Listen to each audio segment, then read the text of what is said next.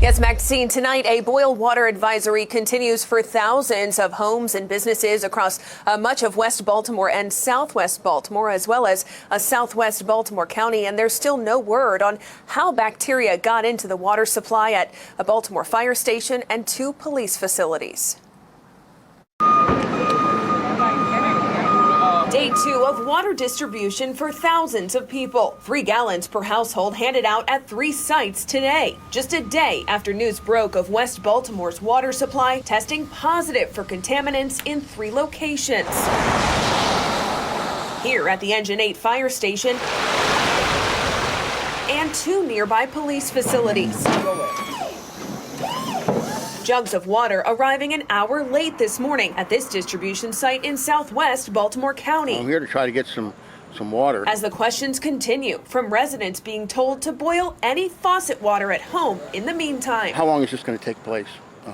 Do we know? Just after 8:30 last night, Baltimore Mayor Brandon Scott finally stepping in front of cameras to address the growing crisis. On September the 2nd, DPW tested several locations as part of its routine self-testing protocol. City leadership providing its timeline of events. Saturday, on the 3rd of September, we were notified of a possible positive test and immediately had this specimen retested for confirmation per emergency protocol. According to the mayor and DPW leadership, that first routine testing happened Friday, but it wasn't until 3 days later, around 7:45 a.m. yesterday morning, when DPW tweeted out the news of contaminants in the water. Once DPW received that confirmation, the public was notified. And despite promises to provide frequent updates, DPW was silent for nearly 9 hours yesterday before announcing an official boil water advisory for most of West and Southwest Baltimore just before 5 p.m. Meanwhile, the questions and critics were growing louder. They really haven't kept people very well informed. This has been bad leadership, to put it politely. Political analyst John Deedy describes the early response to this crisis as someone asleep at the wheel. Feels like the Department of Public Works put the city of Baltimore on hold this weekend. End of the Labor Day weekend, and I understand that.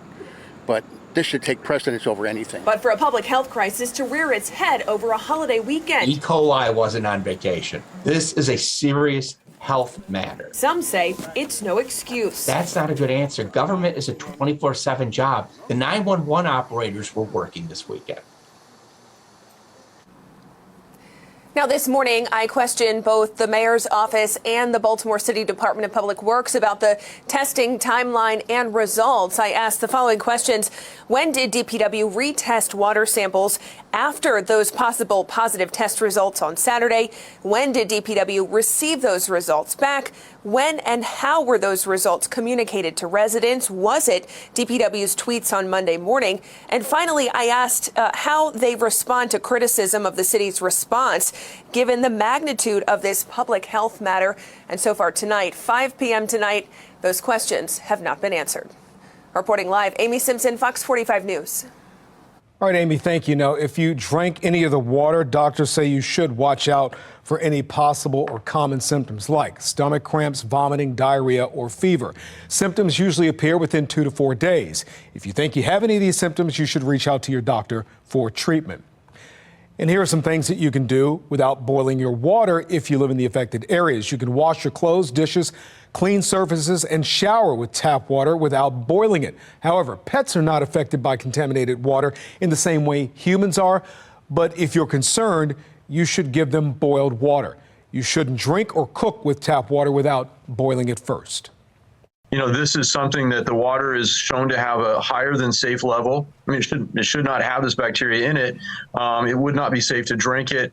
There is a way to get rid of the bacteria, and that's the boil. But it has to really be boiled. It's not heated up for a minute. It's get it to boiling and then let it boil. And that will kill the bacteria and render it safe once it's cooled back down. Well, that brings us to our question of the day. Did Baltimore City leaders botch the E. coli contamination response? So far, 95% of you who voted say yes. We'd like to hear from you. You can participate by going to our foxbaltimore.com/vote poll.